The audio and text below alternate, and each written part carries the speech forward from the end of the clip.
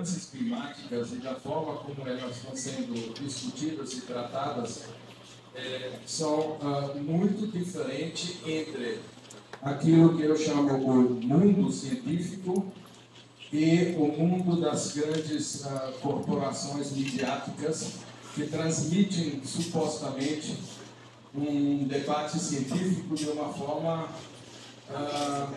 bastante distante que eu pude observar nos últimos anos da minha experiência com esse trabalho.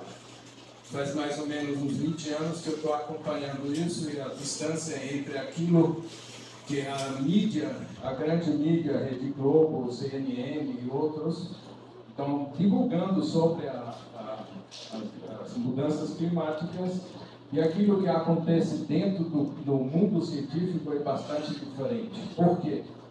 Porque, em primeiro lugar, dentro do mundo das ciências, ou digamos assim, os grupos científicos que tratam da questão das mudanças climáticas são grupos extremamente heterogêneos, desde físicos, químicos, astrofísicos, bioquímicos, etc. Quer dizer, você tem geólogos e tudo isso, no seu conjunto, trata das questões das mudanças climáticas. E, além disso, as mudanças climáticas são um tema no mundo científico nos limites do conhecimento. Portanto, nunca poderá haver um consenso entre os cientistas sobre um tema tão complexo como as mudanças climáticas.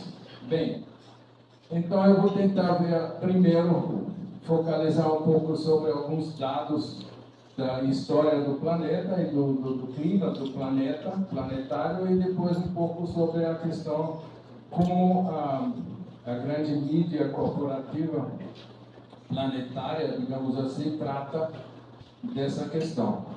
As principais questões que normalmente temos que tratar são, primeiro, o aquecimento global. Ele é ou não é causado pelas atividades humanas? E se for, em que medida? Em que grau? A outra questão, reduzir as emissões de CO2 e dos gases de efeito estufa podem ou não significativamente influenciar o clima do planeta. Isso, para nós, parece que já está tudo resolvido, mas no plano científico não é. E no debate nas ciências não é. As grandes corporações midiáticas, elas transmitem corretamente um debate científico tão complexo? Essa é uma questão que precisamos analisar. Há realmente consenso no mundo científico sobre o fato que é basicamente transmitido na mídia, de que há um consenso de que as mudanças climáticas são causadas pela atividade humana? Isso não existe um consenso nisso. Depois, os modelos que calculam as futuras temperaturas do planeta, elas coincidem com as mensurações empíricas? Tem vários trabalhos sobre esse assunto e você vai ver, eu vou mostrar para você um gráfico que dá um certo esclarecimento sobre isso. Uma outra questão muito importante é se as medidas políticas e econômicas propostas pelos COPs e pelas grandes reuniões internacionais são coerentes com a realidade socioeconômica dos países do mundo. Isso é uma questão importante porque é óbvio de que os Estados Unidos e a União Europeia, que são os donos basicamente de toda essa mídia corporativa, elas têm outros interesses do que necessariamente, digamos assim, o tal de sul global, os países do sul global, né? E, finalmente, tem uma questão muito filosófica, se você quiser, assim, se a gente diz crise climática, a questão é, o clima do planeta pode estar em crise? Ou será uma crise que nós temos enquanto sociedade? A crise é nossa, não é do clima. e, portanto, temos que resolver várias questões nesse assunto. Tá, então, primeiro eu quero olhar um pouco sobre a história do planeta. Isso aqui mostra a história do nosso planeta se ele fosse contabilizado em 24 horas. Veja o que nós temos. Bom, você vê no último segundo, antes de meia-noite, aparece a humanidade. Depois de 24 horas da história do planeta. E só o conhecimento que nós temos sobre o planeta atualmente pode ser contabilizado nesse relógio como se fosse o último nanosegundo. Então, só eu coloco isso para colocar a humanidade na perspectiva de um planeta extremamente complexo e dinâmico que se otorga o direito de achar que nós já sabemos de tudo sobre o planeta e nós podemos, por exemplo, mudar o clima, a temperatura do mundo simplesmente mexendo com CO2. Isso é uma atitude de altíssima prepotência do ser humano em relação àquilo que esse planeta realmente é, porque é um corpo extremamente dinâmico em grandes transformações permanentes. Bem, tem vários fatores que determinam o clima do planeta. No final, nós podemos, inclusive, descobrir talvez realmente nós somos que mandamos no clima do mundo. Mas, primeiro, alguns elementos que são fundamentais para entender melhor. Por exemplo, o Sol tem várias variações cíclicas de radiação solar. 3 intensas, que nós chamamos assim de manchas solares, por exemplo, vocês já ouviram falar. Ou seja, em grandes ciclos, o Sol emite e reduz a sua emissão de radiação em cima do planeta. Então, eu tenho 2 gráficos aqui. De esquerda, você tem a atividade solar relativo a mudanças de temperatura do planeta. E você pode verificar que a modificação da radiação solar tem uma influência bastante significativa em cima das mudanças de temperatura no planeta, o que na realidade é óbvio. E do outro você vê as mudanças de temperatura em relação ao crescimento do CO2. Esse crescimento do CO2 cresce, isso é verdade, mas não com a mesma sintonia que ele, por exemplo, cresce ou se modifica em relação às variações da radiação solar. O vulcanismo é um outro fenômeno muito importante na modificação do clima. E as modificações, a variação do vulcanismo, ele é relacionado a outros fenômenos bastante significativos do planeta. Que, por exemplo, a variação do eixo de rotação da Terra é ligado a Terra modifica seu eixo de rotação periodicamente. E cada vez que ele muda o eixo de rotação, a exposição do planeta, da Terra, em relação à radiação solar, modifica. E, portanto, a rotação modifica e o clima modifica. Isso na história da geologia, isso é muito claro. Eu já estudei geologia muitos anos atrás e foi exatamente isso que nós aprendemos. Ou seja, os grandes ciclos de rotação da Terra em torno do Sol são fundamentais para as grandes modificações climáticas da Terra. Próximo. E você tem outro fenômeno que é ligado, de alguma forma, às modificações do vulcanismo da Terra. Porque o vulcanismo não é simplesmente uma coisa que você vê nos vulcões. Senão, por exemplo, debaixo do Atlântico, nós temos 25 mil quilômetros de vulcanismo ativo. E esse vulcanismo, ele modifica de acordo com o movimento tectônico das placas. Quando as placas se mexem, e eles se mexem permanentemente, obviamente, modifica a atividade do vulcanismo, tanto superficial como suboceânico, e, portanto, se, por exemplo, você tem fases, por exemplo, no Atlântico, com altas atividades vulcânicas, pode ser que modifica a temperatura do Atlântico de 0,5 grau, por exemplo. Mas se 0,5 grau, a subida de 0,5 grau, emite já quantidades de CO2 imensos para a atmosfera.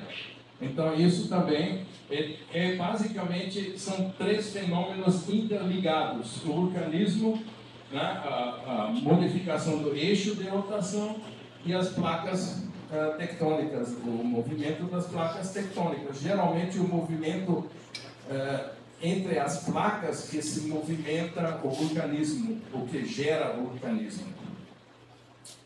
Um outro fenômeno de variação de temperatura, sobretudo de aumento da temperatura global, são as chamadas ilhas urbanas de calor. Nos últimos 10 anos, pela primeira vez, apareceram uma série de publicações sobre esse fenômeno, e que todos os grandes centros, metrópoles, começam a modificar a temperatura do ambiente. Isso, inclusive, em Belém é muito característico. Você sabe que Belém tem uma temperatura de 3,5 graus, aproximadamente, maior do que o ambiente natural do estado, natural. Esse aumento causa, obviamente, grandes problemas dentro da cidade. Você sabe, ar-condicionados, asfalto, edifícios, tudo isso vira um forno. E, portanto, se você imagina agora que 70% da humanidade vive em metrópoles cada vez maiores e cada vez mais gigantescos, as ilhas de calor começam a ter um papel importante na medição do aumento de temperatura global. Também tem outros efeitos menores, mas que também influenciam o aumento da temperatura do planeta, que as atividades geotérmicas, que são atividades que vêm dentro da crosta terrestre e que são, inclusive, utilizadas para gerar energia em certos lugares do mundo. Então, isso também são fatores que nós não podemos influenciar e que podem contribuir para o aumento da temperatura global. E, finalmente, tem um outro fenômeno muito importante que é difícil de, inclusive, às vezes, entender, e que os grandes cadeias de montanhas, as grandes formações geológicas que são feitas de carbono, a erosão do carbono, do calcário, ele libera CO2. Então, isso é outro fenômeno que nós não podemos controlar. Bem, agora um gráfico aqui que está mostrando, ele é um pouco mais complicado, mas ele mostra a história do planeta como um todo, desde o início dos 24 horas que eu mostrei no início. O que nós temos aqui de importante? Você vê duas grandes curvas, que são uma em azul claro, uma em azul claro e outra em roxo. Né? O roxo é o CO2 e o azul é a temperatura. Isso não posso agora entrar em detalhe como é que isso pode ser construído, mas tem várias técnicas e tecnologias para descobrir como é que foi, por exemplo, a concentração do ar ou a concentração de CO2, digamos assim, há 1 milhão ou 2 milhões de anos atrás. Tem várias formas de fazer isso. É claro que nós não tínhamos essa tecnologia que temos hoje, mas a reconstrução ela é amplamente reconhecida.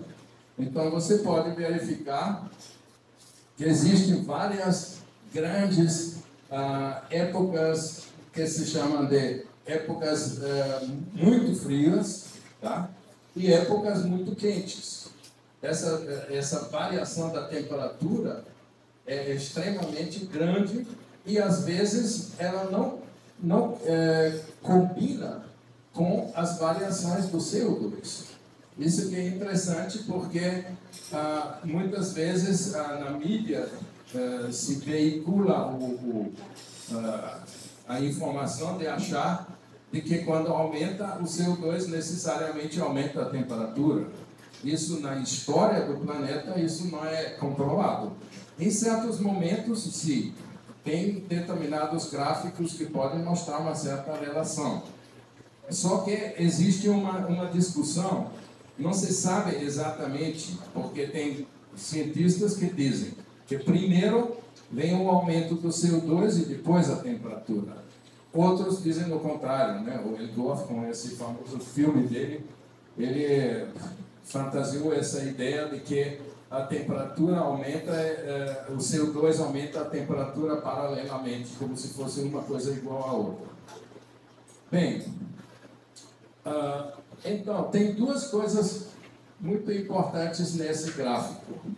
Se a gente observa a evolução do CO2 até os dias de hoje, que é aqui, tá? Nós, na realidade, vivemos num tempo, numa época de relativamente baixa concentração de CO2 no planeta, comparado a muitas outros momentos da história.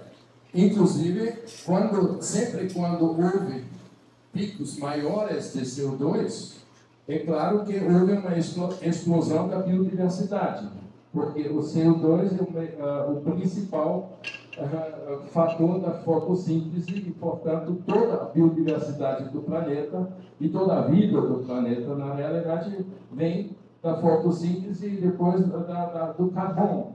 Nós somos um mundo de carbono, somos todos, nossa vida é a base do carbono.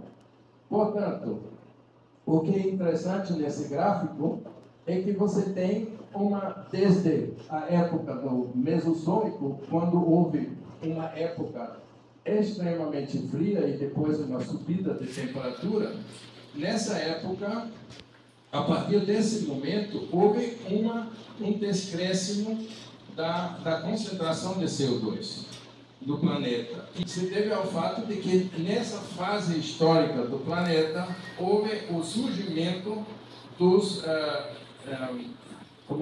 crustáceos, e bilhões de toneladas de CO2 da atmosfera foram absorvidos e foram transformados em corpos, em carcaças dos animais da fauna marítima, basicamente. Okay? E essa fauna marítima, depois, através dos ciclos orogenéticos da geologia, formaram novamente grandes cadeias de montanhas de calcário, que hoje, inclusive, estão em fase de erosão. Aqui nós temos mudanças globais de temperatura somente nos últimos 400 mil anos. Então, você pode verificar que nesses 400 mil anos, na realidade, o planeta sofreu de muito frio. Só em poucos momentos houve certos picos de temperaturas elevadas. E foram geralmente nesses momentos em que houve uma explosão de vida e uma explosão da biodiversidade. Porque nas grandes épocas de frio, onde às vezes, por exemplo, o planeta já passou por um momento de ser completamente congelado, e em outras fases não houve nem capas polares. Então, essas mudanças climáticas foram extremamente grandes, e cada vez que houve uma época de muito frio, grande parte da biodiversidade foi extinta.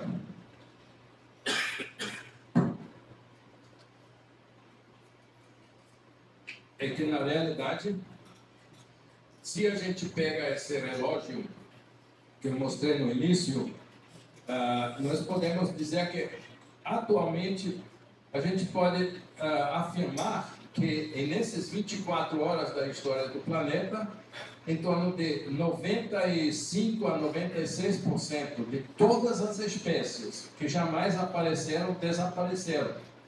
Não pela atividade humana, obviamente, mas por fenômenos não só climáticos, mas também por fenômenos de adaptação das espécies às modificações ambientais, etc. Mas se a gente pensa nesse dado, é muito importante ver a nossa relatividade em relação ao planeta, porque nós às vezes achamos que nós estamos aqui no planeta e que o clima que nós estamos vivendo nos últimos, sei lá, 10, 20, 30, 50 mil anos foi feito para nós. Não. E por acaso nós vivemos nesse clima. Por acaso. Ele pode mudar drasticamente. E não só por nossa contribuição, mas por fenômenos que eu acabei de mostrar, que são independentes da nossa ação. Então você pode ver que nós atualmente estamos aqui.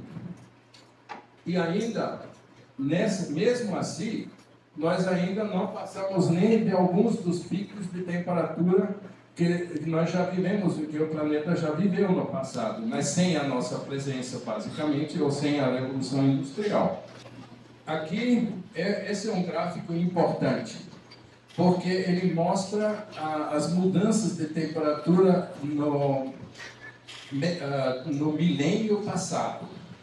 Quer dizer, no início você tem a época, por exemplo, da expansão do Império Romano.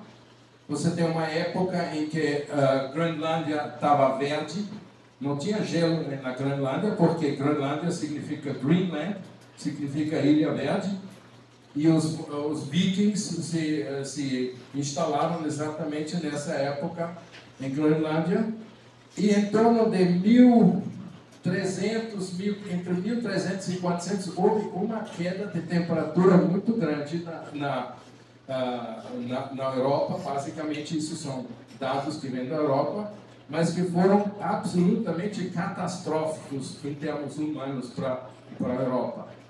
Guerras e, sobretudo, historicamente, a gente pensa que morreram em torno de 5 milhões de pessoas, que era muita coisa para essa época, porque, obviamente, a Europa tinha muito menos gente. Mas o que é interessante, você lembra historicamente, existe nos livros pinturas, por exemplo, da Tamisa congelada em inverno, na época de 1400, 1500, a Tamisa de Londres congelava todos os invernos. O Reino congelava, o Danúbio congelava. Isso hoje em dia não existe mais e também antes não existia. Ou seja, houve um resfriamento terrível na Europa nessa época. E em torno de 1800, a partir de 1800, 1850 para 1900, a Europa está começando a sair dessa época que nós chamamos pequena idade de gelo, ou intermediária de gelo europeu. Então, a partir desse momento, nós basicamente vivemos numa fase de saída de uma época glacial, intermediária europeia. Então, isso é um fenômeno muito importante, porque tem um dos argumentos que eu já li muitas vezes na imprensa, dizendo não, que a diferença, o que demonstra que nós somos os responsáveis pelas mudanças climáticas é a velocidade com que aumenta a temperatura. Acontece que as variações de temperatura durante essa fase se deram em 100, 200 anos. Quer dizer, a mesma coisa que nós, desde a Revolução Industrial para cá. E desde esse tempo para cá, nós aumentamos de 1,5 graus, mais ou menos. Tá? Agora, qual é a concentração de fato na atmosfera?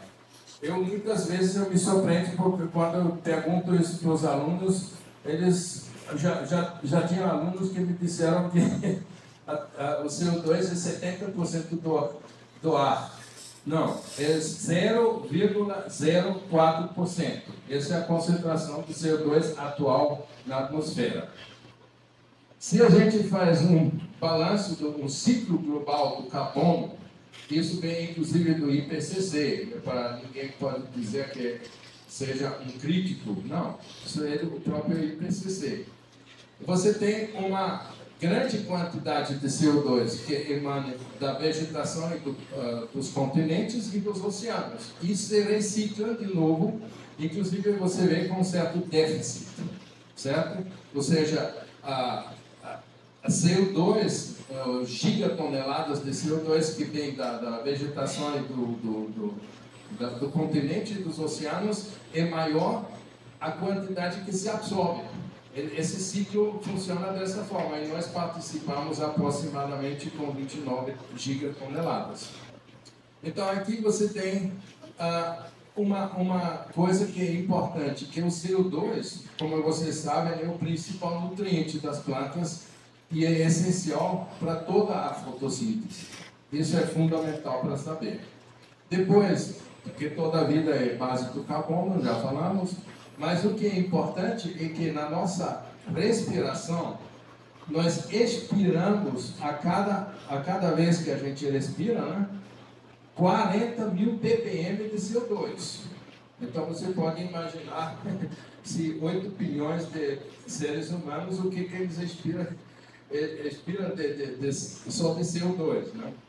Então, a concentração atmosférica e toda essa discussão das mudanças climáticas se trata, em princípio, desse dado aqui, desse último. É que a concentração atmosférica de CO2 aumentou nos últimos anos aproximadamente de 0,030%, ou seja, de 0,3 para 0,4, ou seja, de 0,01%.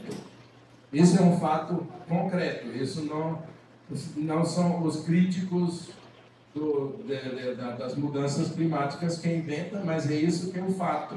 Ou seja, o aumento da concentração atmosférica foi essa, de 0,03 aproximadamente para 0,4 que somos hoje. Isso causou supostamente um aumento de 1,5 graus de temperatura, e isso seria basicamente nossa contribuição. Próximo.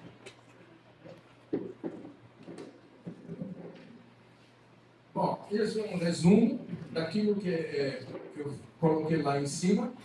Então, tem uma coisa interessante, desses 29 gigatoneladas que nós emitimos junto com do CO2 natural, nós participamos basicamente com esse 0,01% do aumento total. Agora, eu coloquei aqui uma coisa importante, que eu queria investigar as emissões de CO2 devido à indústria militar e às guerras que atualmente acontecem no planeta, e eu tive uma enorme surpresa. Por exemplo,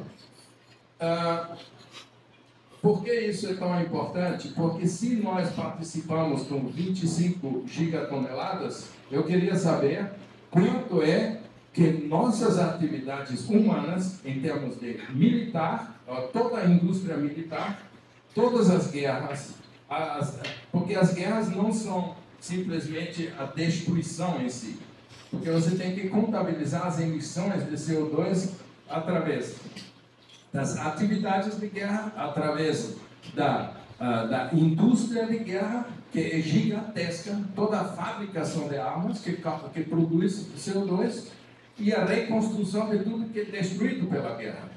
Então, nós chegamos a um cálculo que aproximadamente 20% da produção de CO2 antropogênica pode ser fruto de atividades militares e de toda a indústria militar do planeta. E ela está crescendo, ela não está diminuindo, ela está crescendo. Eu fiz isso porque eu acho que nós temos que entender isso na frente da COP30, que vai discutir de novo taxas de redução de CO2 e ninguém toca a questão militar. Por quê? Porque basicamente é proibido, é como se fosse um elefante branco na sala que ninguém quer tocar. Isso é uma questão absolutamente fundamental que precisamos discutir, precisamos entender. Você tem um aumento concreto da utilização de energia fóssil, enquanto nós discutimos permanentemente a redução de CO2. Você tem um aumento concreto e você tem aumento de uso de emissões de CO2 devido às atividades militares e das guerras. Eu só calculei, por exemplo, a guerra na Ucrânia e o bombardeio de Gaza, o que eles emitem lá em um ano é absolutamente fantástico e ninguém contabiliza isso e ninguém discute isso nos copos. Tá. Aqui embaixo tem um artigo que eu escrevi exatamente sobre isso, para ver todos os dados sobre essa questão militar, que mais me irritava. Próximo. Bom, próximo. Aqui quero passar rapidamente o seguinte: na imprensa em geral, nós estamos ouvindo de que as mudanças climáticas causam eventos climáticos extremos que não ocorreram no passado. Eu fui ver todos os dados de 70 para 2022 e você vê tanto não há grandes diferenças entre as furacões,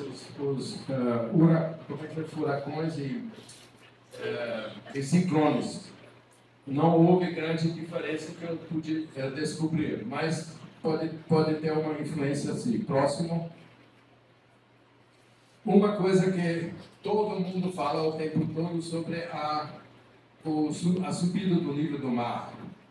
De fato, nós estamos nessa fase aqui, historicamente, onde as variações do nível do mar dos últimos 1000 anos, digamos assim, é em torno de milímetros ou centímetros. É difícil de medir. Nós fizemos pesquisas aqui na região de Marajó, porque em Marajó, por exemplo, tem um fenômeno do avanço da água em cima da costa. Só que isso não se deve ao aumento do nível do mar, senão se deve a um fenômeno geológico muito mais antigo, que a ilha de Marajó, por exemplo, ela faz grandes fenômenos de erosão de um lado e grandes crescimentos em outros. Mas não é devido a um aumento do nível do mar, senão devido às dinâmicas entre a grande quantidade de água que vem da Amazônia e do Atlântico.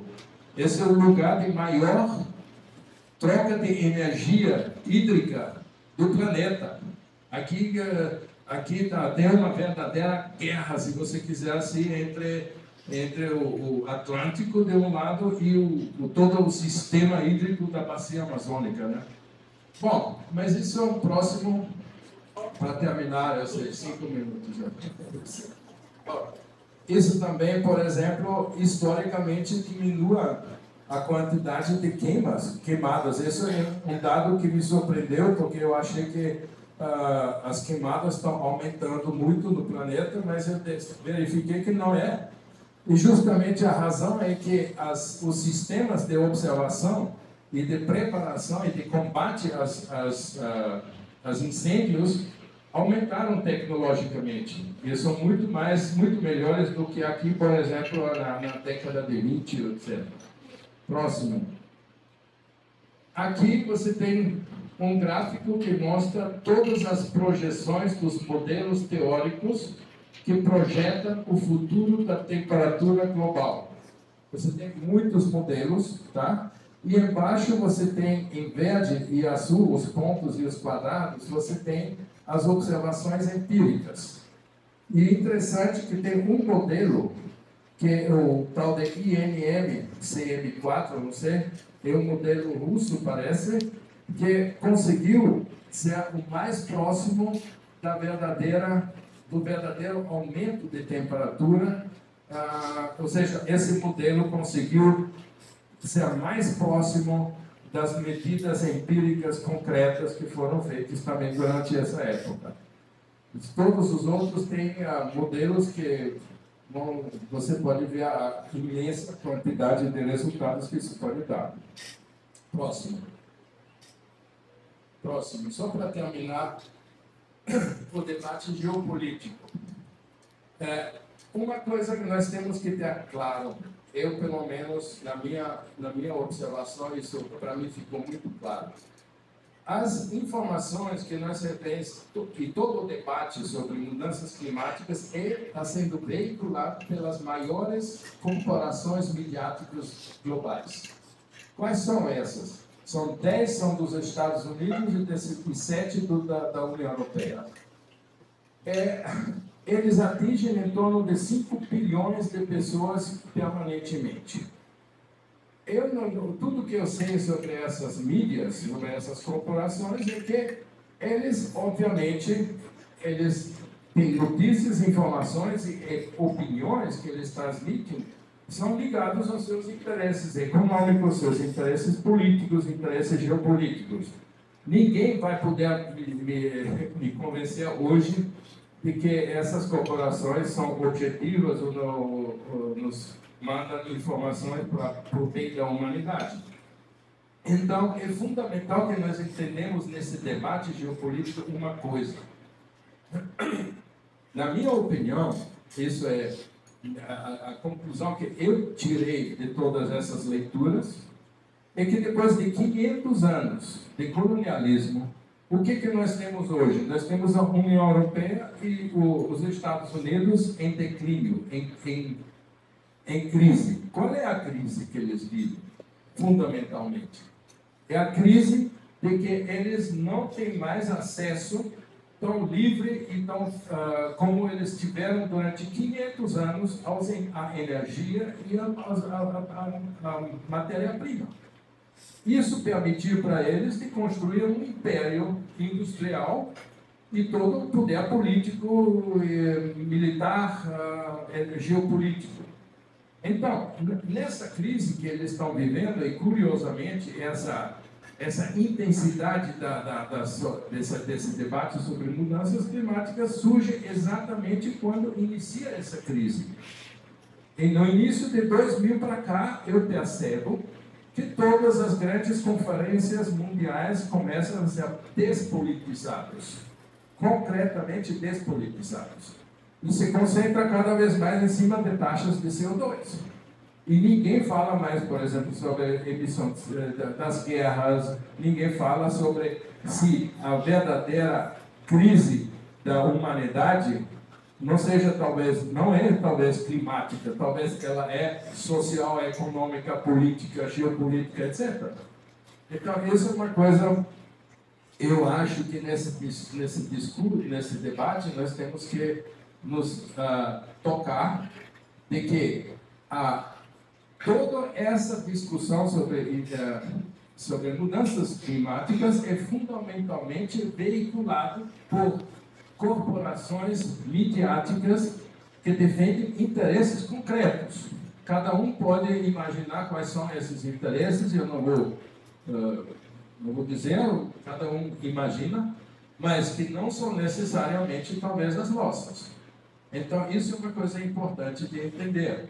E por isso que, inclusive, que a complexa discussão que se trava dentro do mundo científico é tão pobremente representado na mídia, ou às vezes falsamente representado.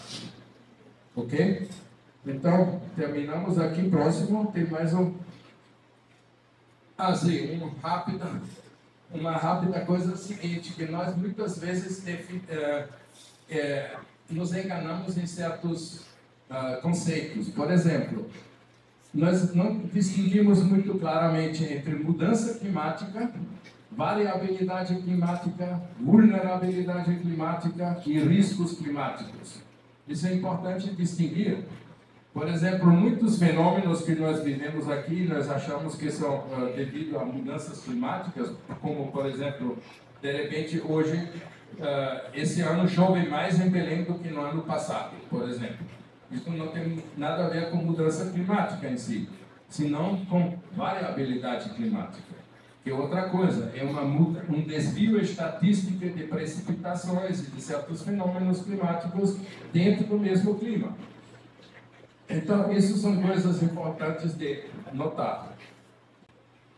A gente confunde também, às vezes, aumento de temperatura com mudança climática, ou, por exemplo, a defesa do meio ambiente é a mesma coisa que a defesa do clima. Nem sei exatamente o que é defesa do clima, porque o clima é o clima, né? Enfim, e outra coisa importante, nós não podemos confundir emissões de CO2 com poluição do ar. Isso também é uma coisa que é muito séria. Por exemplo, vocês já viram essas fotos aí na imprensa? Quer dizer, o CO2 nunca é uma fumaça, porque o CO2 é inodor, não é tóxico, não tem nada a ver com fumaça. Então, você, na mídia, muitas vezes você representa o CO2 como se fosse uma poluição do ar. Quando o drama da poluição do ar são as partículas em suspensão, que causam milhões e milhões de mortos o ano inteiro nas pessoas, mas o CO2 nunca matou ninguém. Isso que é uma importância. E também a forma como a mídia transmite essas informações de uma forma, como é que se diz, exagerada, fantasiosa, né, para atrair a atenção, né, tem que ter logo o fim do mundo, apocalipse e tudo isso. Isso é uma tática da imprensa, né? E, para o final, essa sobre o chamado consenso, mas não vou entrar agora, já estamos um pouco. Esse aqui é interessante, por exemplo, a crise climática ou crise socioeconômica e política. Por exemplo, a ONU diz que a crise climática pode causar deslocamento de populações inteiras. Você tem centenas e centenas de milhares de africanos que vão para a Europa, mas não fugindo do calor. Eles fogem das guerras, eles fogem da crise econômica, eles fogem da miséria. Por exemplo, aumento da pobreza devido a mudanças climáticas e coisas assim. Quer dizer, a gente tenta colocar as mudanças climáticas em absolutamente tudo.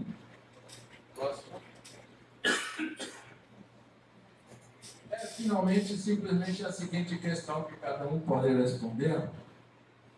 Quais são os interesses econômicos, políticos e ideológicos que fundamentam a narrativa assustadora das grandes corporações midiáticas sobre mudanças climáticas? Vocês decidem por vocês mesmos. Ok, obrigado.